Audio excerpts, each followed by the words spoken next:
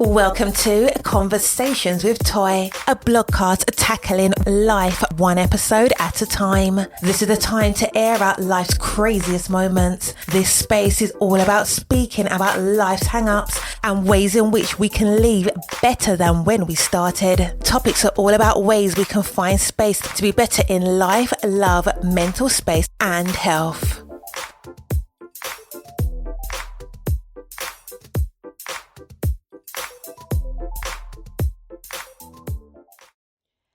Happy Friday. I hope you had the most amazing week. I want to welcome you to Conversations with Toy. I am Toy, your podcaster, but I'm also a creator. I am a freelance writer. I'm a blogger. What else? Oh, I am a wife and mother of 3 amazing children, and I'm super glad to have you here for another episode. I believe this is episode number 6 of season number 12, and I am so grateful for you to be here. I do not believe that things happen by accident, so I hope that whatever you're doing, whatever you need, whether it's a good laugh, a good side eye, whether you need to cry, whether you need to just be seen or heard, I hope that this podcast does something for you. And if it's nothing but entertainment, I pray that even in the midst of entertainment, that you'll get something from this that you can apply across the board. What I will say is, with this podcast, I always talk about mental health. I always talk about wellness in some type of aspect, whether we're talking about what's happening on these internet streets or things that are happening in your world. Today's episode, we're going to be talking about how music can be extremely healing to you if you're dealing with any type of mental health issue. It can help. It's not going to be a perfect match to everything. It's not going to be like, you'll have a situation happen and the music will just take and zap things away. And this is not even about dulling some of the pain that you have. This is about learning about what you need to do when it comes to dealing and how to handle your anxiety. There's a different 1,001 ways to do it. There's no cookie cutter way. You have to find out what works best for you. And then when you find that, just, revel in the fact that you done figured it out, you're good, or you're on your way to becoming better. But what I will say is that music is the way to heal. Music can heal. Okay. And I'm a big, huge component about the seriousness of music and how it can affect one way or the other your mental health. So without any further ado, let's get into the conversation. So if you live in Philadelphia, you may be familiar with the Broad Street Run. I was able to get into the lottery for that. Now, this is not my first time running. If you don't know what this is a 10-mile. This is not a 10K, 5K, 3K, whatever all the Ks. This ain't none of that. This is 10 full-fledged miles that you get to run from basically Broad Street all the way to the Navy Yard. And it is not as easy as people would want it to be. It's just not. It is a lot on your body. It's very taxing. It's rigorous. It is not for the faint. I do believe anybody can do it if you put mind over matter, but just so we're on the same page, it is not what people call it or what people are showing you when it comes to those things, okay? So I do want to talk about this week. So this week I was on my drive and there was snow that had just come down. And with the snow, I was very conscious of the fact that I should probably pull back my speed because I know that these roads are super slippery.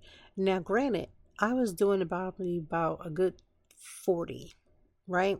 And I believe in a 50, 55. Well, as I'm driving, I don't have my car in all-wheel drive.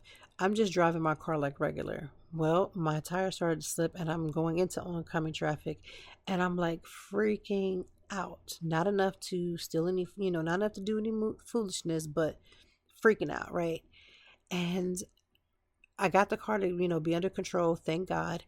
And I was overwhelmed. So later that day, after this whole sliding on the streets, doing the absolute most per usual as usual, I discovered that I was having a moment where I was feeling like all these anxiety. Like I had to take my kid, the other 2 kids, I have 3 kids all together. And so I had to take 2 of the kids to the house and one of the kids I needed to pick up. So I'm bringing 2 to the house. I'm going out the door to get to the one. And the anxiety of like, oh my gosh, you're going to get out there. It's going to be bad. You're going to slide. You're going to have your daughter in the car. Nobody's going to be able to find you. Now, granted, nobody asked me to be thinking like that. Nobody asked me to start thinking and talking like that. But for whatever reason, that's where my head went. And so trying to get that off of you trying to get that completely off of you, the way that you feel, the way that you move. It's in everything that you could possibly think. I had to be quick on my feet. Like, what can I do to make the situation, like, what can I do if I'm in an anxiety moment, I am feeling the stress, I'm feeling the feels, but I can't get and do like meditation because I'm out in public and I maybe look crazy. But there's little things you can do. And music is one. Music is one of those things. Like for me, TITIP. What I mean by TITIP is the CD TI versus Tip. So basically, TI versus Tip. And when I want to listen to those things or David Banner, that's gonna get me hype. I'm ready to fight. I'm ready for revolution. I'm ready for I'm ready for all the things. But I've been trying to learn to not use those types of techniques with the music and find a different way, which is using gospel music as the salve. And I have found that I've been able to handle situations a lot better as far as being 5 seconds of calm versus going Katie Kaboom. Or as I typed this week for this for the blog is, you're crashing out. I don't want to be in a crashing out moment. I just don't. One of the other things that I really, really want to have a conversation about is learning to use empathy and learning how to show grace. The way that people are losing their jobs by the day. See, this is why I'm grateful for my mother. My mother said to me, 1,000,001 times, you never know what you'll be in. So this is why you never look down on other people. And the reason why I want to highlight this is because so many people are losing their actual jobs and losing it to the point where they can't even possibly wiggle the way out of it to get like unemployment and all these other things, right? And I say that to say, we see homeless people or people who, what they call the unhoused. And before y'all come for me, this is a new concept of unhoused because I've always grown up and it was always homeless people, right? So the unhoused, we as a society, not necessarily me, but or not even necessarily you, but we as a society looks down on them and say they need to get together, they need to do work, they need to do this and do that. But the reality is that you could go to work, you could be doing all these different things, and you could still be on the struggle bus. And so as I think about all the people who have lost their jobs, who may possibly still lose their jobs, my thought is like, God, please give them some level of response, like some level of help. And that includes people who are unhoused now, those who unfortunately may experience that. But do you understand that any of us could be one paycheck away from being homeless, one paycheck away from being on the streets, one paycheck away from not, be able to do the bare bone basics, because that's how life works. And this week has been just every day. Every time I turn on the app, any type of social media app, you hear this many people got fired from this job. This person is no longer working for the government. And the government, or I should say the president, is literally going through and wrecking shop on every organization he can possibly, wreck shop on. It don't matter which one it is. It don't matter how it is. It is what it is. And so, listen, show somebody some grace. Please do it. Because everybody is going through it right now in some type of way, either directly or indirectly, because you have to have known somebody who's on that struggle. And again, from losing their job, from this happening, from that happening. And I'm sitting here saying, you know what, Lord? Thank you every single day. Thank you for the breath that I breathe. Thank you for the ability to just do what's necessary so that I can bring in some level of income, because I'm telling you, the way the world is going right now, is half the stuff that we're so consumed about won't even matter. Like, let me just say for this, because I lived in a women's shelter with my mother, the desire that you would have to be out of that situation, to not be in that situation, I should say, I'm telling you right now, there's going to be a lot more people that's going to be struggled to the point where, people's mental health is at stake. You have fired me. I just got here. I'm doing the best I can. And now I wake up and I don't even have a job. I can't even imagine. I can't even begin to imagine. 2 books that I am reading this week. One is by well, it's about Dr. King. It's not done by him, but it is a book about Dr. Martin Luther King Jr. And the book is called King: A Life. This is by Jonathan Ig. Um, I did not get this book's recommendation on my own. This was given to me by Demetria Lucas, who is a podcaster of Ratchet and Respectful. That is the name. It's called Ratchet and Respectful. The reason why I'm making sure I make that abundantly clear is because somebody will be like, I didn't know that was a name. That's the name of the podcast. That's what you listen to and do every time she posts an episode, and sometimes it's 2 times a week, sometimes if things life be life and it's one, but she is doing an unofficial official book club where we will discuss the book. It is an amazing read. I'm only on I want to say day number 2, and I'm flying through chapters, and not just flying for the sake of saying like I know what happened, but flying so that we can understand the actual truth of what's happening. I honestly believe we're being censored in our news, and so we don't even know how bad stuff probably truly is. And remember when Trump was in the house, in the hospital, Lord please, whatever, when he was in the White House before, you know, we thought that everything was on up and up, and we discovered that he wasn't always being truthful, you know, with like COVID vaccine and just COVID in general, just different things, right? Different things, different levels, all good. But if we're not careful, the very people we step on as we climb and we climb and we climb, maybe the people that could possibly give you a booster seat or something, right? They can get out something can give. Whoever knows. The second book that I am reading it's called Feel Good Finance by Aja Evans. It's a good book. It's a good book. It's a good read. She is a financial therapist. So yes, that means she is the one that's going to help you through the way that you look at way you look at life. If you're stressed about something, you may overeat, you may overspend. If you don't feel like you're enough, you're going to just like kind of let things happen. And one thing that stuck out to me in this book, and maybe you haven't read it yet, but I will give you this. The one thing that stuck out to me is the fact that she talks about, and it's like kind of early, like almost like first chapter in this book, Feel Good Finance. But it talks about who told women that we were not capable of being able to monitor and manage our own money. Because wherever we got this ideology from, it's literally not letting us go. It's not. Every time we turn around, and I do mean that, we are discovering that women can do any and every single thing that they want to do.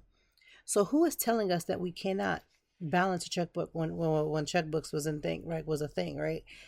How can we get to the point where we uplift other people? Because in this book, it says that mostly women are being told this false sense of reality that you're not able to, be in charge of the money. You're not able to figure it out.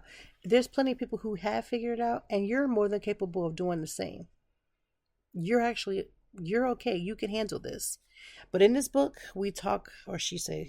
she talks about having better control over your finances. Starts with your mental health. It starts with your mind. It starts with where you're at. It starts with the traumas that you may have. Because if you're the type of person, like I grew up on Fridays and Saturdays, it was like eat out night. Now that didn't mean that we were buying like groves and groves of food and different things, but what it would mean is that like it's a reward. Like, let's get together, let's find it on the right way. Because sometimes the way our mental health works, I feel like sometimes we put ourselves in situations because it's just convenience. We don't want to go different. We don't want to do anything different. We don't want to be responsible for different. We don't want to do any of those things. So Feel Good Finance is a great book if you are trying to get your life together where money is concerned, and you want to make sure that your money is going to stay with you, love you long time. You want to make sure that the money is correct. And so in this book, which you could mute, or you could block, or you can do all those things with all the people that you have in your circle, right? But how you spend that money, trust me, believe, there's going to be somebody that'll have their hand out too, waiting for you to give unto them.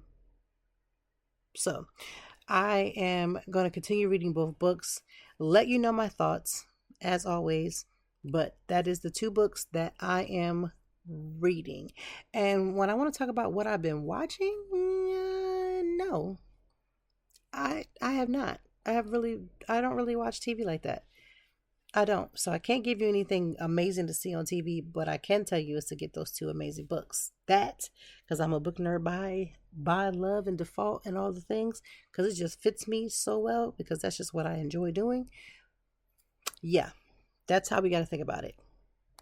What am I reading? What am I watching? Let's talk about it. So here in Philadelphia, there was a restaurant here called Chubby Chicks, and this restaurant has been under scrutiny because allegedly there's been rats that have been placed on the business. The basement has been flooded, and these rude comments like, why don't you why did your baby daddy give you the money to start this business? All of these things are unnecessary, right? So this is happening here in Philadelphia, and the owner made a video as well as was on the news talking about a story. So ever since then, everybody has been flooding to try to support, which I love, because a lot of times they say Black people don't support each other, we don't support each other's causes, and that's could not be the furthest from the truth. I watch people go in there in droves, and some people who would never even go to like a Black owned restaurant and sit their behinds down, and they went in there and they had a great time and had their food and went about their way. I say all this to say that I don't understand how you could want to quote unquote tell somebody that they're not welcome in your neighborhood. This whole concept of your neighborhood really ridiculously gets on my nerves. Yes, I do believe you have ownership over the fact like this is our neighborhood, this is my neighborhood, this is your neighborhood, but it doesn't mean that you can put somebody quote unquote out. Which you didn't put nobody in, so how are you gonna put somebody out? You didn't put me in this position. She said that the owner of that restaurant said that she saved up all her money so she can do what she need to do. Like, we hear all the time, Black people need to stop being lazy. They need to get off their butts. They need to find a way to do this and do that. Are we okay? Because this is a woman who is doing that. She's pulling herself up by the quote unquote bootstraps. She financed it and figured out how to get this restaurant open. She's trying to make her money every single day. And now she's being directed to say, not to say, but to have these things happen to her and her restaurants. But the beautiful thing is I saw everyone come together, go there, use your voice, whatever you need to do to amplify and help that amazing business. And I pray that the goodness of this situation, and this gets turned around for the good. Now there's some naysayers that are saying, and by naysayers I'm just saying at the end of the day, there are some people who are saying that they don't really believe what's happening is happening. All I can say is that I got to go by face value. I got to go by what's being said. And when things change or flips, okay, cool. We can have that conversation. But until then, I'm going to believe the person, the victim. I'm going to believe the potential victim because, we discover some people don't be lying or some people be telling the truth. So the potential daddies and the husbands and other things and the friends support each other. If you have a friend they're doing something or they're going through something, stand up and be there for them and do what you can. Like, don't go into debt trying to help somebody, but do what you can. A lot of things that I've discovered this week about myself is I set a goal, set some goals up for this week. And a lot of it had to do with like getting into the full creativity of the things that I do. I'm a content creator, and I have been taking a stance on this wonderful 2025 is to not allow my page to be occupied by just PRs. That means, invitations to restaurants, invitations to things and events and all that stuff. I don't want it to occupy my page. I want to use it and leverage it. I want to be strategic about what I'm posting. I want to use that as a way to get to something else or to get to a different bag or get to a different level. 1000%, I'm okay with that. But what I'm not going to do is keep giving away free content this year. I'm not giving away free content where all you're going to do is give me a meal, give me a drink, and then I'm going about my way. But you get to keep something that will then live with you forever. I can't give away my free content like that. So this year I've been committed to making sure that my calendar is not just filled with events and running and running and running. My calendar is taking it a step further from last year. Last year we did the, taking breaks, all that stuff. This year we're going with a no. Because no is strong enough. It can stand on its own. It don't need no help. It don't need nobody to hold them in the back. None of that. I have gotten to the point where I'm not giving away free content. I'm not giving away free content. I'm just not going to do it. whatever I put on my page, I'm always been proud of it. I've never placed anything on my page that I wasn't proud of. What I'm saying is that I want to be a proud of the decision that, hey, this is not something that we need to do. Like, I don't want to simply keep giving to organizations that don't give back to me. And they don't give back to a lot of creators. It's even it's above me now. It's above me now. Like, I want to do this the right way. I want to be able to say confidently that I felt proud about the things that I'm putting out. And this year, I'm just focused. I'm focused on how that content looks. I'm focused on how that content comes out. So if you've been saying, well, I've been following you on social media and it seems like you've just been like not doing as much, I'm not.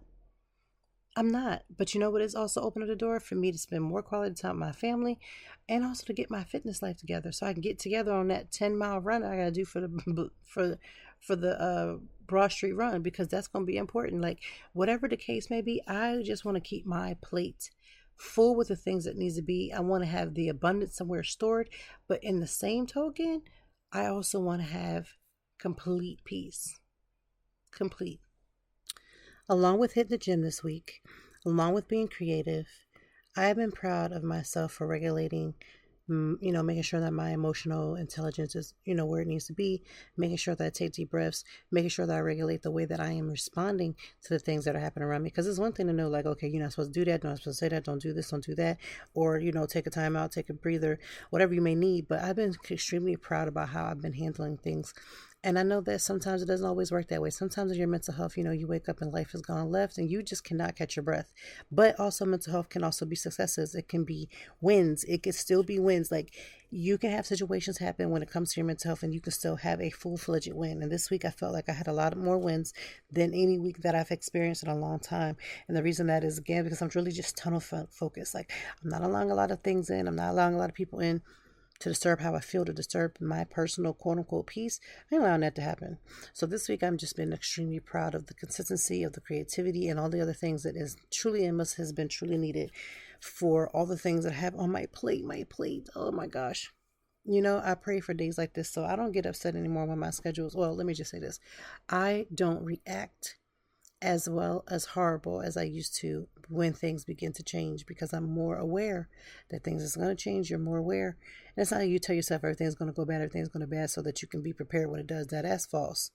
But what I will say is making sure that I am doing all the things that concern me. And I hope that you did the same thing for your week. Like, did you kill it this week? Did you do all the things that need to be done? Are you proud of what you were able to accomplish? Like, what are the things that you got going on? Because those are what you need to focus on. And if something happened, maybe this was week that you didn't go well. There's a lot of people that unfortunately are struggling right now. And to be honest, we're all one paycheck away from it too. It is what it is. I ain't say everybody. I said a lot of people. A lot of people are on their way. All right, so I look forward to having a good weekend. I look forward to coming back and having a conversation with you guys next week. I look forward to being as creative as I possibly can, because I got so much amazing content that I'm working on right now, editing, getting all the things. And I'm grateful for every opportunity. I'm grateful for all those things. So this is the end of the podcast. This is episode 6 of season 12. We talked about music. We talked about how music can be very healing. Like I said, let me just reiterate, music is very important. Struggling this week with that anxiety that popped up on me coming through that with the car accident was a lot for me. And learning that certain music, certain songs can evoke a behavior, a mindset, it can evoke emotion. And knowing that some of the times of my simpler times, like listening to gospel music, Take Six for example, has been one of those things, one of those groups that I like to listen to. Fred Hammond, John McKee, I've talked about this plenty of times. But what you listen to when you're in your angry, it matters. What you listen to when you're super sad, what you listen to when you want to be happy, or you want to evoke a spirit of or a thought process of being happy, it does matter. It really does. So just take in consideration what you're listening to. What you listen to does have power. It does have, a deeper meaning behind it. I know we don't want to hear that, but it does. So just be careful. Be careful what you listen to. Be conscious of what you're doing, because music can be a form of therapy. Music can be a form of self-care. There are some times when I'm going to play music, like gospel music, so I don't crash out on somebody, because I don't want to go to jail, or I don't want to have to go and cause no physical harm. So it happens to the best of us. So we talked about that. We talked about the consistency of just the things that I've been able to accomplish, but also too, beyond me is you. Like, what goals are you working on? What are you doing towards those goals? And we hear this all the time. I said this 1,001 times. I've written blogs about it. But as much as we hear it, we're going to still have somebody that's not going to do what they need to do. We're going to have somebody that's going to make excuses. Somebody that's not going to do what needs to be done. Say what's going to need to be said. Trust me. You're responsible for yourself. And you got to take that level of responsibility to you for this next week. Like, what can you really do to really push some things completely off your schedule? I haven't been going to as many events because I refuse to do so. I'm just not giving away any more free content. And here's the thing. Somebody might be saying, well, your content ain't even that great because you're not one of the top or whatever. I don't need to be one of the top people to recognize that these companies will use you, abuse you, and then throw you on the floor. I don't need to do that. I don't need to be number one spot to recognize that people are just going to use you for what they think you can offer them without any compensation. I don't need to be the top of that. I don't. I'm aware of that.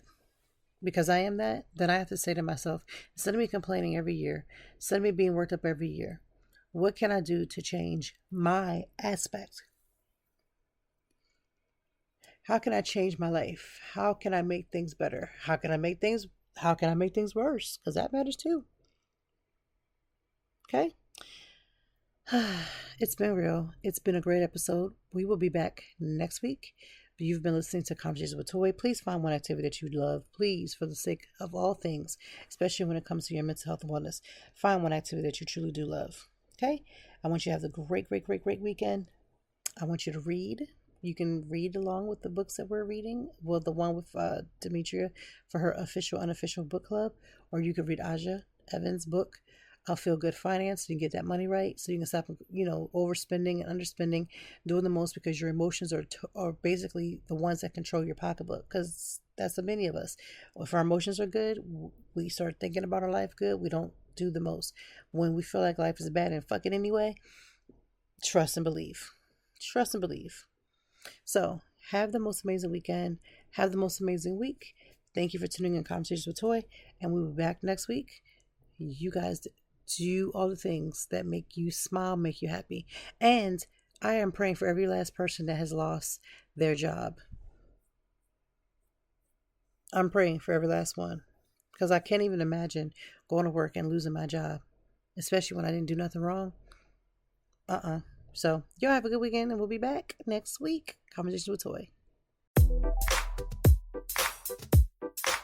Thank you as always for joining me, and I know that even in the deepest or joyful conversations that there's something we can learn and apply. Until next time, I hope that you are doing better. If not, we will be back to talk some more and handle it. Peace to you and yours. Stay grounded.